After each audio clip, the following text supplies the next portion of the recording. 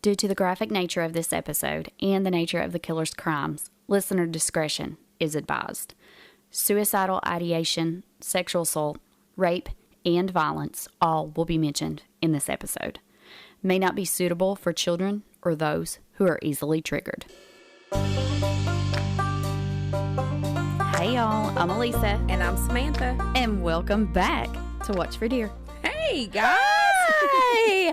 Happy 2025! Yes, we've taken a little break. A small break. We've had a lot happen in the past 2 months. Yeah, we've had a lot. So happen. it's been, we really wanted to start 2025 strong.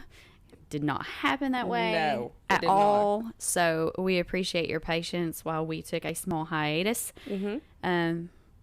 But yeah, we had to. We did. Life happens. We did. Life got in the way this time. Yeah, life happens. There's just things that are unavoidable, but hopefully out of our control. We can be back in a routine. And I'm so excited to be here recording with you, though. I know it's been. I think we've only done one episode this year. Probably, if one. Yeah. I don't know. So, but it's been a hot minute. Mm-hmm. So, what's in your glass, Elisa? I brought another wine, which I know you're not like into the fruity, sweetie wines. Also, I just like to say that this is our third or fourth time that we have tried wines at the beginning, and I'm all about it. I mean, I dig it. Mom called while we were sitting with our headphones on. She's like, "What are you doing?" Hi, Mama Patty. Getting ready to record. And she's like, "Oh, are you all drinking?" And I was like, "You know we are." Duh. But I hadn't actually started yet because I've not had this wine. So we like to do a blind taste test. So tell us what I'm getting ready to drink and give my full opinion on. So I actually went over to AM/PM Spirits over in Catlettsburg. Oh. I wanted to see, because I was out of my Purple Toad, the Black and Bruised. So I wanted to see if they had it because they're located in Kentucky. Lo and behold, they had it. I was so excited. I got me another bottle. But also while I was there, I picked up a couple of different flavors. Okay. So I got the fruit punch sangria, which not my favorite. I mean, I can totally drink sangria. I'll try it. I've not poured any or opened the bottle. I'll try it. But I'm just going to tell you now, I've not met a sangria that I like. But what caught my eye was the cotton candy wine. Just the name of that bothers me. So I do not have high expectations because I love anything cotton candy. So are we ready? We're going to try the cotton candy wine from Purple Toad Winery. Here we go. It smells like wine. It smells like wine. Regular wine. Okay, here we go. No, ma'am. Oh God, no. I actually really like it. Oh, Elisa, get it out of my mouth. Elisa, that tastes like melted cotton candy. It does. It tastes just like cotton candy. Do you think they stuck cotton candy down in the wine? Ma'am. No, ma'am. No. Can you pause this? And I'm just going to make me a vodka Red Bull. We'll be right back. That'll put a little hair on my chest. Because what you just did to me is not okay. You like it. You're sitting over here chugging it. I do not like sweet flavored stuff. That is my kind of wine. No, it's making my ears ring. I don't like it. I can feel it in the back of my throat. If you like a sweet and you like cotton candy, I definitely suggest this because it's pretty darn tasty. I mean, I hate that I had to react like that, but I mean, I'm going to be truthful about it. I'm sorry, Purple Toad. The other one that we had, the Black and Bruised, I enjoyed. It was amazing. This one right here tastes like liquid cotton candy, and I'm not about that. It really does. No. I am about that. Can we talk about what? Can they make a gravy flavored wine? Like, can we do a breakfast gravy flavored wine? And not white gravy. Like, you got to do a brown gravy. The brown gravy wine. Which the other day, so funny story. I've got to go on a diet. Samantha is always like, she's the cook between the two of us. Yeah. She actually taught me to cook when I first got with Clint. But long story short, I messaged you Saturday. I don't remember. I think it was Sunday. And I was like, oh, hey, can you use expired milk and gravy. No. She did not text me back Not for soon a enough. while. So I actually heeded caution and I dumped it. Mm-hmm. But I made white gravy. Yeah. And it actually turned out really good. Like Dylan and Clint liked it. So here's the thing. This is an Appalachian thing. So if you're listening and you're not from around here, you're going to be like, you're disgusting, but it is what it is. Whenever you get buttermilk, it doesn't go bad. It's got an expiration date on it, but it doesn't go bad. So like if I have buttermilk that's like 2 or 3 weeks out of date, you open it up and you look inside of it. If there's no mold, you shake it up and you still use it in your biscuits and stuff.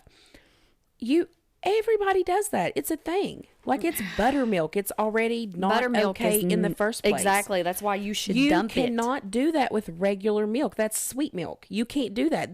That shit will curdle on you and lay in the bottom of your belly and give you explosive diarrhea. Well, like you can't do that. I went on the side of caution and I didn't do it. So, but yeah, I ended up using water and all that stuff. Well, you almost took several of our friends out one time with old bacon grease. So she had bacon grease, like a tub of bacon grease that she added to and would take away, add to.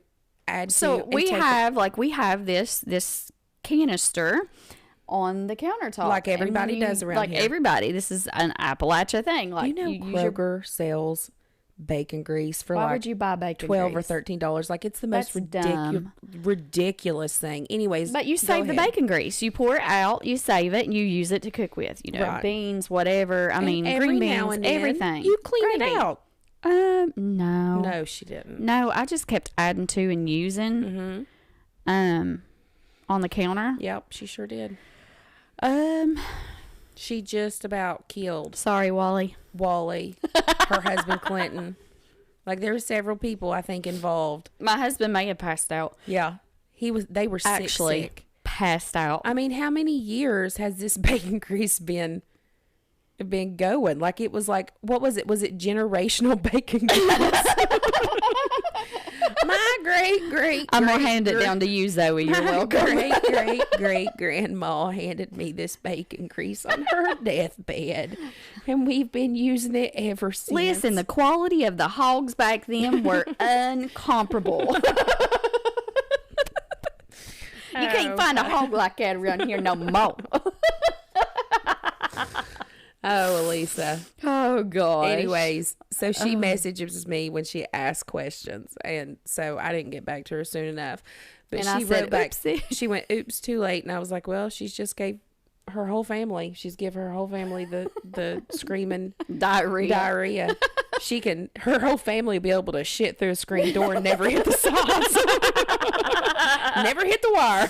But I did really well. Oh my gosh, I did so well, and I just I'm proud of you though. I did. I went with caution, and I dumped it. I'm glad you did. I'm glad you dumped it. Yeah. So I do have a question, and I just want to bring something up. Of course, it's been a while since we talked, and I took a couple notes here for like some pre-show banter. Mm-hmm. What have you heard anything about them solving who Jack the Ripper is? Yes. I call bullshit. You don't think so? No, because this guy says it's 100% match for DNA. Impossible. But that would have to be like a dad or a mom. And let me tell you why it isn't this guy. Yeah. Because the lady was a hooker, and the shawl they tested was from a client. What do you mean? Was it from a client? From a client. It wasn't her shawl? It was her shawl, but it was somebody else's juices. On her shawl? Uh-huh. It was the murderer's juices on her shawl. She was a hooker. Can't we call it bodily fluid? Sure, but it was a hooker. I'm pretty sure they were called ladies of the night. Well, she was a lady of the night who was very active at night. Yeah. And there's no way, if you look, there's no way 100% match on that DNA. That is in freaking possible. You can't get 100% match on a DNA that far back. I think they did. No. I call bullshit. You can call bull all you want to, but the fact remains is the person who did this or had this done did it with people who have a forensics degree. And Elisa, why don't you tell everybody what your degree is in? I have a degree in business management and forensics. No, you do not. You have... Not the latter. Not the latter. You do not have a degree in forensics. But if you did not catch that episode, you can go listen to episode 40 and 44 where we talk about Jack the Ripper. Mm-hmm. And then we talk about how potentially I thought, I think I kind of convinced you that H.H. Holmes could be one and the same. I don't know. Our friend Adam, the one that's the U.S. Marshal, he called me about that episode, but that's been a while ago, and him and I talked about it, and I think he was really knowledgeable about that. Maybe we need to revisit some stuff. We need to be, but here sure. we are. We always make big plans. We're like, we're going to do this, we're going to revisit that. We ain't done jack. But 2025 is just getting started. That's Happy right. New Year. That's right. Happy New Year. Also, I found out a couple weekends ago, apparently my home is haunted. Okay. So you know that there was... Speaking of haunting, hold on, I got to tell you. Okay. No, you go ahead. Just remind me of this. Go ahead. Okay. So the little old lady that had lived in our house, she died, and I think she was like 102. But did she live in your house? Yeah, it was her house. But did she die in your house? Probably. Okay. But anyways, so Dylan had a little friend over at the house, and just so happens that we wake up the next morning and he's gone. The friend's gone? The friend's gone. Yeah. Completely gone. So, his mama texts, and she was like, so I had to come get him because he was in our living room and he could see a man in a suit standing in our kitchen once before. What? And then that night, he seen a long black arm reach out. And when he got in the car, his mom said that he got in the car and he shut the door and he said, well, that's enough ghosts for one night. He was like out. You all have never seen anything I've never seen anything there. Mm-mm. He's just chicken. He's chicken. He's just chicken. I still love him. He's chicken. Yeah, he's a chicken. But yeah, anyhow, so apparently my house is haunted. Cool. What's your next one? I don't believe your house is haunted because that's not a thing. Okay. Also, I want to do a shout out to Kayla's Hair and Nail Salon in Louisa, Kentucky. I always get my hair done there by Jen, and she always nails my hair. Always amazing. But I wanted to shout out the salon because they offer chemical services, haircut styles, nails, and waxing. So go check them out. Okay. Yeah. What's the name of the salon? I said Kayla's Hair and Nail Salon. Oh, all right. Pay attention. And that's who does your hair? Yeah, Jennifer at Your Kayla's hair looks does. really good. Thank you. It does. It looks really good. It's a good color. Thank you. It's not your natural color, but it's... No, my natural color is more piss burnt blonde and white at the moment. Yeah. But it's a good color. It's a good color. It's a good color. So do you have anything else? I don't think I have anything. Okay. I know that it sounds like, well, we've not been on here in a month, so how do I not? But I just don't. I just do not. Well, I have some other things, but I got to save it for some other shows. So we're just going to dive right in. Dive. So, this story starts out. No, I did want to tell you something. I told you. Did. I did. Okay. Back up. Well, you said ghost in a house, so I was just, my friend Michelle. God, that's good wine. That's, oh my it's God. bad. My friend Michelle is selling her house, and she lives in Kentucky. I seen it, and if I was further along in my career, I'd be like, sold. It's beautiful. It's gorgeous. Is a gorgeous house. But she's selling her house, and so she posted it on Facebook, and she wanted everybody to sell it or share it. And I had put on there, this house is on the Facebook post. I shared it, and I put, this house is haunted. There's a poltergeist in this house. It's a real crap show. And then underneath of it, I was like, please don't leave me, Michelle. You know, and then my friend Jeffro underneath that, he goes, not only is it haunted, but I've also been told that it is a brothel for the elderly.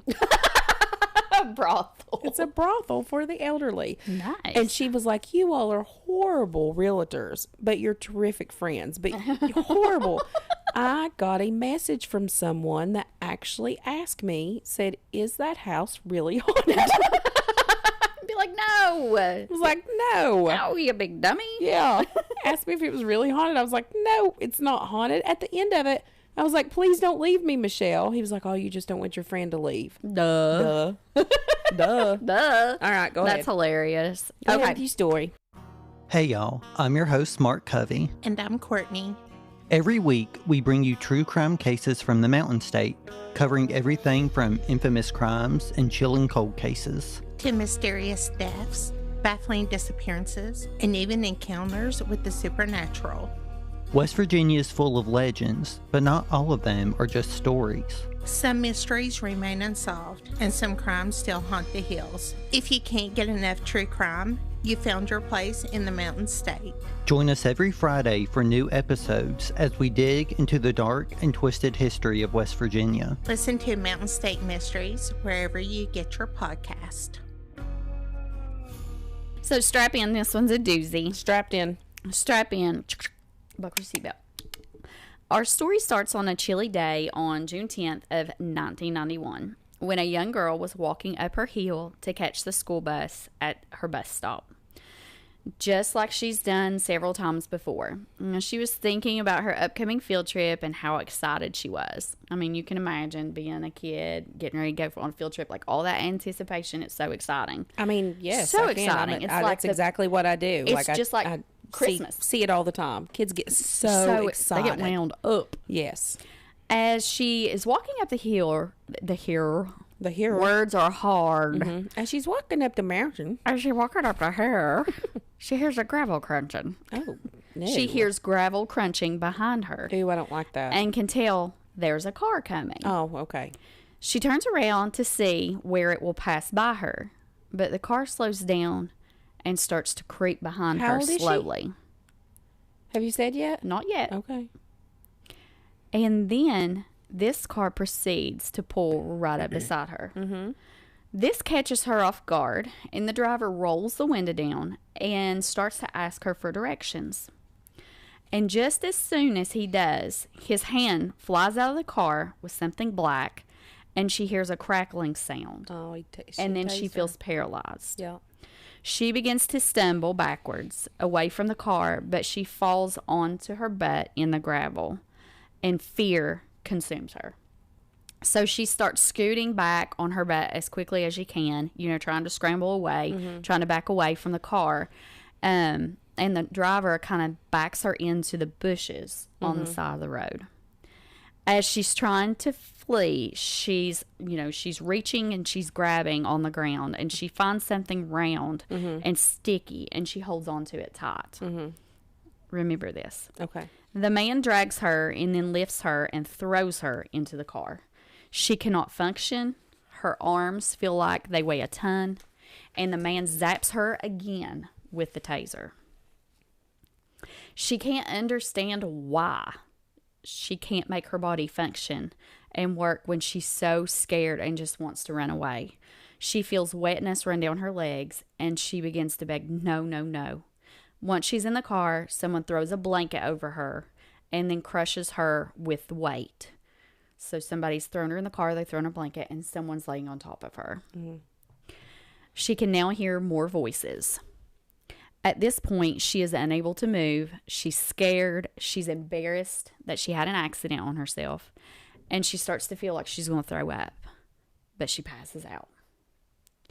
Jaycee Dugard grew up in a nice, one would say a very safe community in Lake Tahoe, California. She was just 11 years old when she would be abducted right out from underneath her home. Her stepfather, Carl Probin, saw the abduction happening through their home garage window, but he could not get to her quick enough. He saw it? He saw it happen and could not get to her. How far was she away from him? So I imagine, where I grew up, right? Yeah. Like I had to walk down a hill, across the meadow, across the bridge, up the hill to the main road. Right. I envision that type of scenario. Okay. Yeah. You know what I mean? Like, if my parents were watching me out the window and somebody just pulled in and grabbed me, You like, couldn't, they couldn't get to you. me. Right. Like, there's a pretty good distance there. So that's kind of what I imagine happened here, is he's seen this actually happening. And he tried to chase the car down on his bike, and he was unsuccessful. He called police immediately, who also pulled the FBI in to search for Dugard. They used dogs, aircrafts, hundreds of law enforcement personnel, and they still could not locate 11-year-old Jaycee. Now, I'm going to go back and read. So, a lot of my research come from the book that she had written. Mm-hmm. It's called A Stolen Life, a memoir by Jaycee Dugard. And the reason I wanted, and this really got me, in her book, she recounts, like, her entire time, you know, being kidnapped and all that. And there's been a couple of times, like, I just had to shut the book. I don't know how in the world you read that stuff. But this was what she said. This was called a reflection. She said, since my return back into the world, I find myself collecting pine cones. I ask people I know now when they go on trips to bring me back a pine cone. I have pine cones from Lake Placid, Maine, and Oregon. My therapist and I finally solved my obsession. A pine cone was the last thing I touched before I was taken away by Phillip. A hard and sticky pine cone was my last grip on freedom before 18 years in captivity. Oh my gosh. Yeah. Yep. Phillip Garrido and his wife Nancy were behind the kidnapping of Jaycee Dugard. Garrido had been on parole for a 1976 rape at the time of this kidnapping. The primary offender, Phillip Craig Garrido, was born in Pittsburgh, California on April 5th of 1951. He grew up in Brentwood, where he graduated from Liberty High School in 1969. Garrido's father, Manuel, later stated that his son had been a really good boy as a child, that he had changed radically after a serious motorcycle accident as a teenager. And again, we see this all the time. A lot of times with people like this that are repeat offenders, they've had some sort of TBI that has just completely changed the makeup of their brain. I actually know of someone, and I'm not going to give any hints whatsoever to who or anything like that, but their dad had a TBI. Something hit him in the head. Leave it at that. Yeah. Loving, wonderful father. After that, they were scared of him. Isn't that crazy? Terrified It of is him. crazy how your brain works. Yeah. It's crazy. Now, Phillip had turned to drug use, primarily methamphetamines and LSD. In 1972, he was arrested and charged with repeatedly graping a 14-year-old girl after giving her barbiturates, but that case didn't go to trial after the girl had declined to testify. I can't say I blame her. She's 14. Right. They have to relive that, that stuff. I can't imagine being that. I can't imagine being an adult, right, having to sit in the middle of a courtroom and have to relive and recount and over how traumatic that would be. Yeah, that would be. The following year, Phillip married his high school classmate, Christine Murphy, who also accused him of domestic violence and alleged that he kidnapped her when she tried to leave him. In 1976, Garrido kidnapped a 25-year-old Catherine Calloway in South Lake Tahoe, California, and he took her to Reno, Nevada to a warehouse where he raped her for 5.5 hours. When a police officer noticed a car parked outside the warehouse and then the broken lock on its door, the officer knocked on the door and he was greeted by Garrido. And then Calloway then emerged and asked for help. He was promptly arrested. And then in 1976, court ordered psychiatric evaluation. Phillip was diagnosed as a sexual deviant and a chronic drug abuser. This psychiatrist recommended a neurological examination be conducted, as Garrido's chronic drug use could be responsible in part for his mixed or multiple sexual deviations.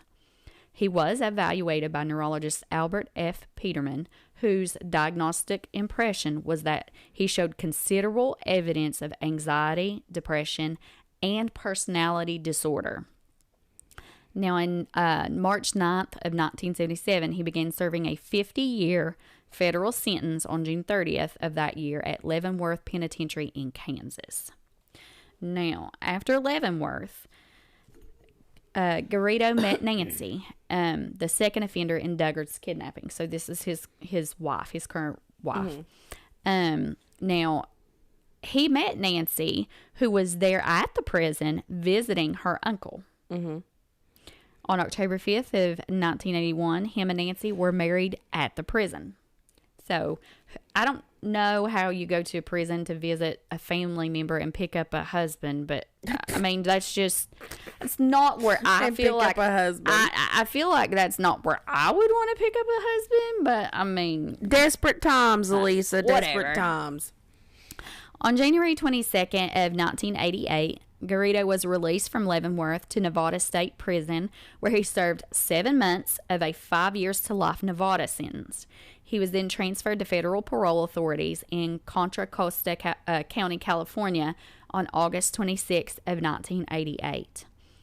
Phillip and his wife moved to the city of Antioch and lived in the home of his elderly mother, who suffered from dementia. As a parolee, Garrido wore a GPS-enabled brace, or an anklet, and was visited by parole officers all the time. Good. Local sheriff's deputies and federal agents. Right after the abduction, Garrido forced Dugard into a shower with him, which was the first time she had ever been exposed to an unclothed man. So there was nothing happen. It was literally just a shower, but it was with this man. So she's 11. She's being forced into the shower to take a shower. The man is getting in the shower with her, and they're both showering. So I can't even imagine just that, let alone what happens. I don't understand why. Is he got this ankle bracelet on? Oh, you just wait.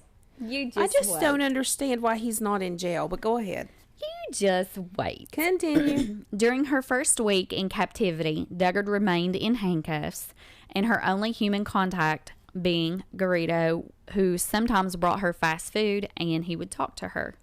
He gave her a bucket for her to use the bathroom in, and about a week after he kidnapped her, he raped her still handcuffed for the first time. And he continued to rape her frequently, doing so at least once a week for the first 3 years of her captivity.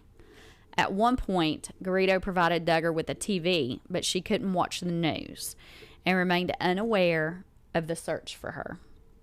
Almost a month and a half after her kidnapping, by her recollection, Garrido moved her to a larger room next door where she was handcuffed to a bed. At that point, he explained that the demon angels let him take her and that she was supposed to help him with his sexual problems because society had ignored him. Garrido would occasionally go on days-long methamphetamine binges he called runs, during which he'd force Dugard to keep him company by performing sexual favors and engaging in various other activities with him. Garrido made her listen out for the voices that he said that he could hear coming from the walls, and often professed a belief that he was a chosen servant of God. These binges would end up with Garrido sobbing and apologizing to Dugard, alternating with threats to sell her to people who would put her in a cage if she didn't comply. Throughout all of this, Garrido would eventually gift her with kittens, and she was so thankful to have these kittens as companions. But just like always, the moment she got attached to these kittens, they would disappear. So let's talk about, we're going to fast forward a few years because, she was held captivity for 18 years. So, right. You can only imagine the trauma. Almost 3 years into her captivity, the Garridos began to allow Dugard freedom from her handcuffs for periods, although they kept her locked in a bolted room. On Easter Sunday of 1994, they gave her cooked food for the first time. The couple informed Dugard they believed that she was pregnant. Dugard, at 13 at the time, had learned of the link between sex and pregnancy from television. Dugard watched television programs on childbirth in preparation for the birth of her first daughter, which occurred when she was just 14 on August 18th of 1994.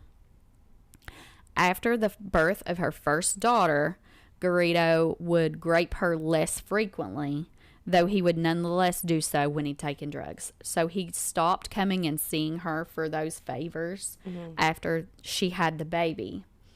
But unless he was on one of his runs, one of his binges, then he would come and see her. The last time Garrido graped Dugard was the day her second daughter was conceived. Her second daughter was born when she was 17 on November 13th of 1997.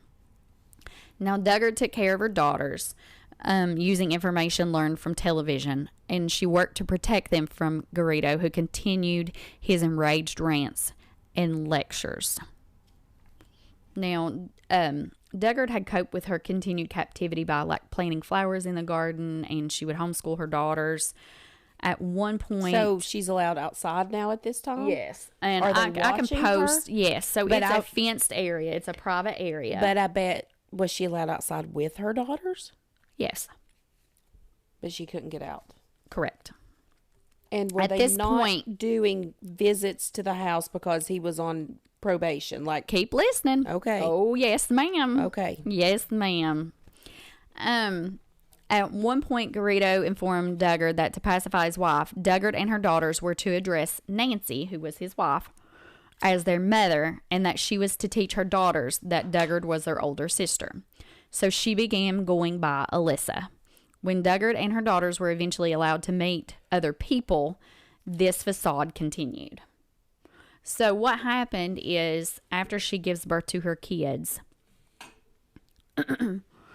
she's getting a little more freedom. Yeah. You know, she's able to kind of, keep care of them. They have this fenced in backyard where she'd like to go and plant flowers and let the kids play. And it was kind of private. So it wasn't like, out by a road where people could see. Right. Garrido operated a print shop where Dugard acted as the graphic artist. Ben Dodrell, a customer of Garrido's printing business, claimed that he had met and spoke by telephone with Dugard and that she did excellent work. During this time, Dugard had access to the business phone and an email account. Another customer indicated she never hinted to him about her childhood abduction or her true identity.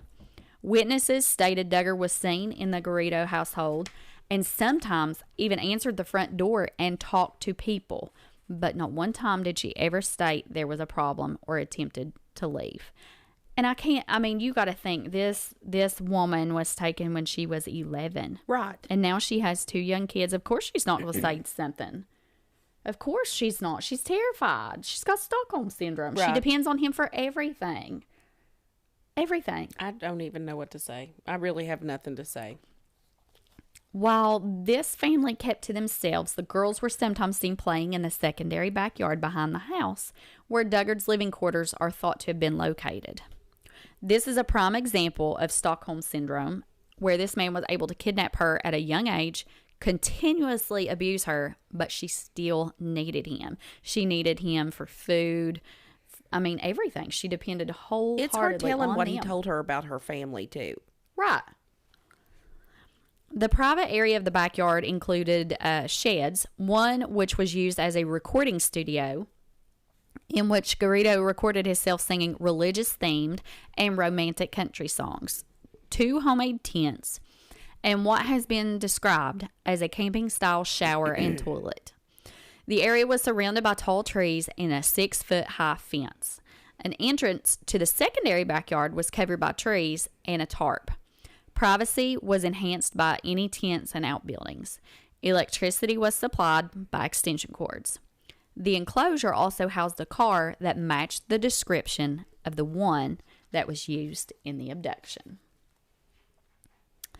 Now, I want to kind of talk about, this is what you were asking about, if the parole officers had came and, you know, checked in with him. How has nobody not noticed and put two and two together? Because he is a, you know, he's a sex offender. He's a violent sex offender.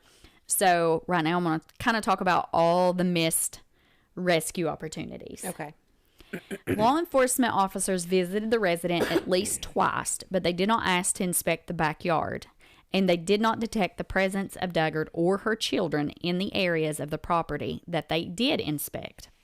These were among several missed opportunities for rescue, which later led to criticism of authorities.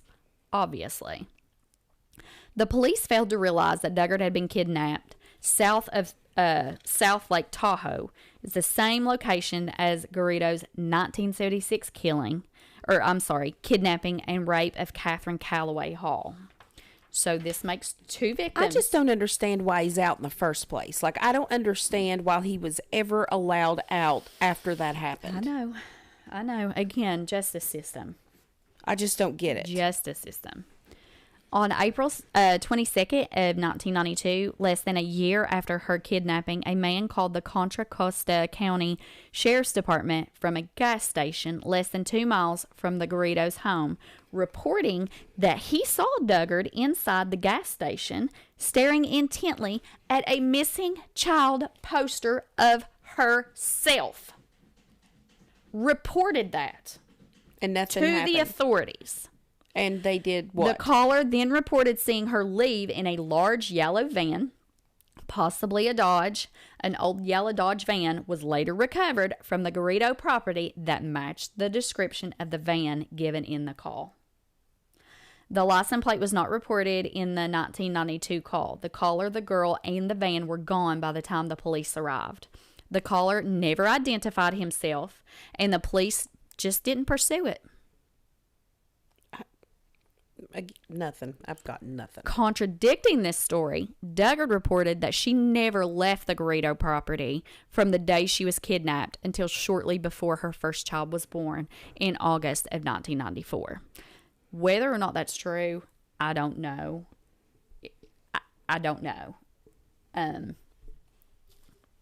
You're like, I just don't know because I could see her declining to answer that, to being scared. You know what I mean? Yeah. It could have just been another kid staring at the poster. Yeah. You know, I don't know. Seems kind of sus to me. Yeah. Super sus. In June of 2002, the Antioch Fire Department responded to a report of a juvenile with a shoulder injury that occurred in a swimming pool at the Garrido's home. This information was not relayed to the parole officer, which had no record of either a juvenile or a swimming pool at the Garrido's address. Well, they would know if they'd walked in the backyard and checked everything. Well, but, you know, if they knock and everybody says it's okay, then it's okay. Right? I guess. You just pack up, you go home. Yeah. Right? I mean, you easy get to go peasy. to your comfy house and go on. Right. In 2006, one of Garrido's neighbors had called 911 to inform them that there were tents in the backyard with children living there and that Garrido was psychotic with sexual addictions.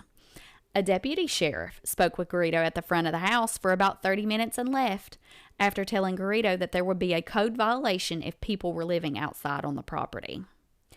After Dugard was found in August of 2009, the local Contra Costa County Sheriff, Warren E. Rupp, issued an apology to the victims in a news conference. How was she found? On November 4th of 2009, the California Office of the Inspector General issued a report that enumerated lapses by the California Department of Corrections and Rehabilitation that had contributed to Dugard's continued captivity. The central finding was that Garrido was incorrectly classified as needing only low-level supervision. So this guy, they classified this guy as low-level when he violently kidnaps and rapes multiple times. But he's low-level. We don't need to worry about this guy. So that's why they didn't go in or anything. It wasn't actually the cops. Mm-hmm. It was whoever did that. And all those other lapses that we just talked about derived from that mistake. because somebody didn't cross their T and dot their I. How horrible. Yeah. In his report, the inspector general detailed an instance in which the parole agent encountered a 12-year-old girl at the home, but accepted Garrido's explanation that she was his brother's daughter, and the agent did nothing to verify it, even though a call to Garrido's brother verified that he didn't have any kids. I mean, that right there is... That's a red flag. That's a I'm huge not a red cop, flag. and that's a freaking red flag. Right. Why would they have not went back? Like... On August 24th of 2009, Garrido visited the San Francisco office of the FBI and left a 4-page essay containing his ideas about religion and sexuality, suggesting that he had discovered a solution to problem behaviors like his past crimes. So this guy has enough balls to march his hind end into the FBI office, lay a book or a manifest down, and says, I got your problem for all these sexual deviant actions I've been doing. You want to hear them? Well, 2 things. First of all, it's a manifesto. Whatever. It's not a manifest. Manifesto. Second, you're telling me that he went to the cops and said, I've cured myself by kidnapping just one person. So No, he didn't say kidnapping. or He just said whatever. he discovered a solution. So his solution is, instead of him going out and assaulting and hurting all kinds of people, if he just has one person to hurt over and over, it's not as bad. it's not as bad. It's not as bad. It's a sacrifice. Again, I've got nothing. I don't know what to say to stuff like this. Yeah, it's a sacrifice. I'm so mad. And I had to be put on blood pressure pills here lately. And I'm trying to stay calm, but Just breathe. my chest is hurting a little bit. Through the nose and out the mouth. Take another drink of wine. No. Or go get some vodka. You No. don't like this wine. This No. wine is really good. I'll drink me a I could probably water. just chuck the bottle I out will, of it and you it would just be drink a bad. bottle. I will drink a water. Now, his essay described how he had cured his deviant behavior and how that information could be used to assist in curing other sexual predators by controlling human impulses that drive humans to commit dysfunctional acts. Or get a sex slave. That was his resolution. Nothing. I know I've said it 20 times so far. I literally have nothing. Let me guess. They didn't read the manifesto and catch him for years later, right? Because they were too busy to read. They were laughing at him. Yeah. They're like, you're an idiot. Yeah, you're an this idiot. This guy's psychotic. Yeah. Clearly. On the same day, Garrido traveled to the University of California, UC Berkeley, with Dugard's 2 daughters and visited its campus police office, seeking permission to hold a special event as part of his God's Desire program. He spoke with special events manager Lisa Campbell, and she perceived his behavior as erratic and felt the girls were very sullen and submissive. She asked Garrido to make an appointment for the next day, which he did, and he left his name in the process. Officer Allie Jacobs ran a background check and discovered Garrido was a registered sex offender on a federal parole for kidnapping and rape. Garrido and the girls returned for their appointment at 2 p.m. the next day, and Jacobs attended the meeting. The girls appeared to Jacobs to be pale, as if they had not been exposed to any sunlight, and she felt that their behavior for their age was extremely unusual. Garrido's several parole violations were a basis for an arrest, so Jacobs phoned the parole office to relay her concerns, and she left a report on the voicemail. After hearing Jacobs' recorded message, 2 parole agents drove to the Garrido's house later that day. Upon arrival, they handcuffed Garrido and searched the house, finding only his wife Nancy and his elderly mother at home. The parole agents then drove him to the parole office. En route, Garrido said that the girls who had accompanied him to UC Berkeley were the daughters of a relative and that he had permission from their parents to take them with him. Although parole office had previously barred Garrido from associating with minors, Berkeley was 40 miles from the Garrido's Contra Costa residence, which is like 15 miles, 15 miles or 24 kilometers over the 25-mile limit that he was allowed to travel from his home without his parole agent's permission. So not only was he witness with these minors, he was breaking his parole by just going there. He was breaking his parole all the time. All the time. You said 24. 24. It's the cotton candy one. That's what you said. You said 24. 24 miles. 24 miles. 24 miles. Is that 24 or 25? I'm not for sure how many. That's me saying 24, 25 in cursive. 24. You're speaking in cursive. I'm speaking now. in cursive. Gosh. 24. A lot of you young kids can't read cursive, so No. just, But nothing was done about these violations. After reviewing his file with a supervisor, they drove Garrido home and ordered him to report to the office again the next day to discuss his visit to UC Berkeley. They took him home? And to follow up on the office's concerns about the two girls. Elisa, Samantha. listen to me. If you tell me that he has done something to these two little girls and that they're no longer living, I'm just going to sling my microphone across the room.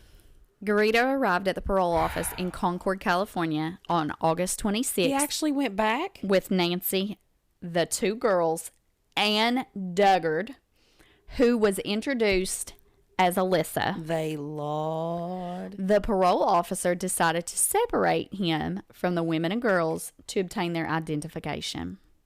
He literally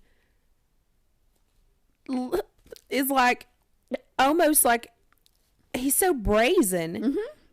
He's And went 18 years without getting caught. Listen, people are dangerous, right? They're super So dangerous. dangerous. But he also has this godlike complex too. Like he thinks that he's really done something. Oh, yeah. He thinks that he's helped society because he's cured something. Is what he thinks.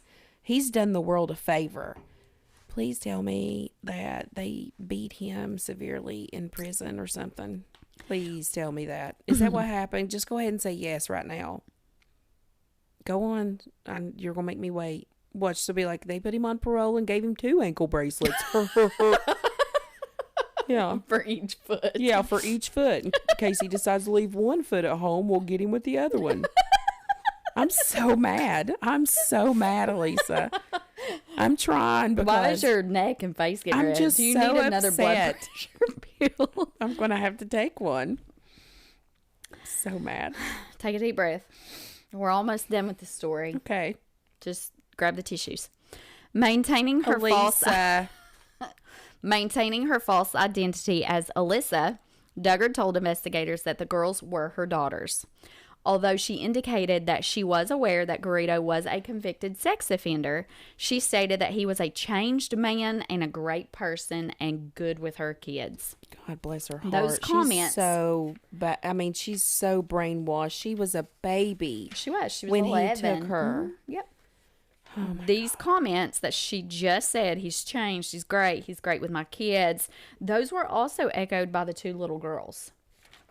When pressed for details that would confirm her identity, Dugard became extremely defensive and agitated and demanded to know why she was being interrogated, and stated she was a battered wife from Minnesota. She was in hiding from her abusive husband. And so the parole officer eventually called Concord police. Upon the arrival of a Concord police sergeant, Garrido admitted he had kidnapped and raped Dugard. Only after this did she properly identify herself as Jaycee Dugard. Dugard later said that she resisted the initial questioning out of fear that her children would be taken away from her. Oh. Yep.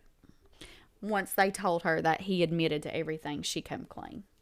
But she was going to deny for the sake of those kids. I can't say I don't blame her. She didn't know what to do. She had no idea. She was 11. She was a baby. And she hadn't received proper nutrition. And it's hard telling what he's told her about her family. Yeah. And what he's told her about the cops, and If that's all she's ever known, she's not allowed to watch the news. You said that she may believe the police is awful. He's probably told her. Of course, he's told her they're going to take your kids. They're going to take your kids. They're going to separate you all because what you've done is bad too. Because you've stayed here with me. You've stayed here. You've let me do this. You've let me do this. So right, you knew I was a sex offender, and yet you let your kids here. You're just as. Let's get to the part where he goes to prison. Let's get to the good part, Alyssa. In a Alyssa. 2016 ABC News interview, Dugard stated that her compassion and willingness to interact with her captor were her only means of surviving, saying, quote, "The phrase Stockholm Syndrome implies that hostages cracked by terror and abuse become affectionate towards their captors. Well, it's degrading, having my family believe I was in love with this captor and wanted to stay with him. I mean, that is so far from the truth that it makes me want to throw up. I adapted to survive my circumstance."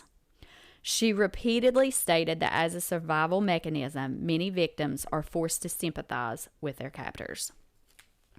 Garrido and his wife were placed under arrest. An FBI special agent put Dugard on the telephone with her mother, Terry Probin, and Dugard retained custody of her children and was reunited with her mother after 18 years on August 27th of 2009. And that is the god-awful, but thank you, Lord, she wasn't murdered. Did I blank out when you Dugard. said, how long did they get? Did I blank out during that period? I was listening. I don't think I went to, no, I just said that when they arrested him. Literally, no, ma'am. No, ma'am. You better. Hold on. Let me know that they got life in prison and they're both gone now. I'm waiting. What? In 2024. Don't lie to me, Elisa. Oh. What? They both pleaded guilty in April of 2011. Mm-hmm. And then in June, Phillip Garrido received a prison sentence of 431 years. And his wife, Nancy, got 36 years to life in prison. The South Tahoe Now reported that in 2022, Phillip Garrido was serving time in the Corcoran State Prison in the Protective Housing Unit. The California Department of Corrections does not disclose his current location because they would murder the bitch.